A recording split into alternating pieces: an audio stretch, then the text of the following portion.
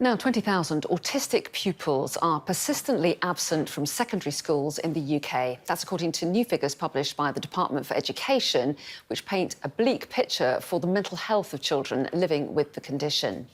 Well, let's talk about this issue a little bit further. I'm joined by Lily Ashby, who's 17 and an advisor to autistic youth, and Dani Lehman-Hill from the charity Ambitious About Autism. So welcome to both of you. Lovely to see you both. Dani, to you first of all, are you shocked by those figures? 20,000 autistic pupils persistently absent from secondary schools. I mean, we're very worried by those figures, but unfortunately we're not shocked by them. You know, we know that many autistic young people in school are not okay at the moment. We know that 4 out of 5 autistic young people experience poor mental health. School can be a really difficult time for autistic pupils. They may not be in a school environment that's quite right for them, or they may not be getting the support they need. But perhaps most of all, we're not yet seeing the levels of understanding and acceptance in the school system towards autism that we would look for. So we've launched a free resource for secondary schools. It's called Autistic and OK. We've done this in collaboration with the Z Zurich Foundation and Zurich, but perhaps most importantly, with autistic young people that schools can use to build a culture of understanding autism within the school environment. So you clearly feel that autistic children need more support. Lily, what was your experience like in school? To what extent has autism affected your experience? Yeah, I mean, it's affected a lot of my secondary school experience. At my old school, I didn't get the right support for it just because the SEND system is so overwhelmed already. And at this point, I didn't even know I was autistic. I actually got diagnosed privately, and it kind of came up by chance from OCD during lockdown. But once I moved schools, I did get the resources to thrive. But before that, I was really struggling to get to school.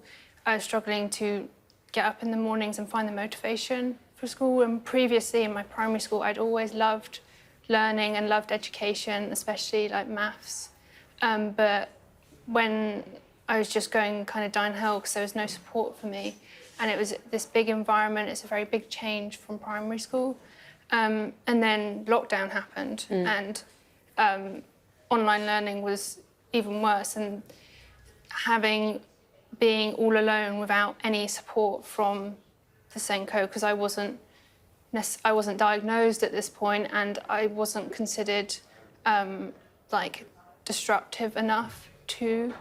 And this is a lot of the same situation for especially like autistic women and autistic ethnically diverse people.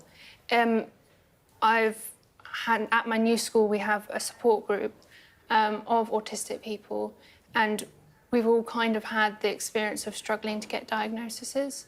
And this is why it's like difficult to get to school, because if there's a big barrier, if you don't have a diagnosis for something, the support is not accessible to you. And it's not just that, but the SEND system as a whole in mainstream schooling is just so overwhelmed as it is. Dani, Lily so eloquently has expressed some of the issues faced by autistic children. Is that how you see it? What are the main reasons you think that are barriers to children attending school regularly?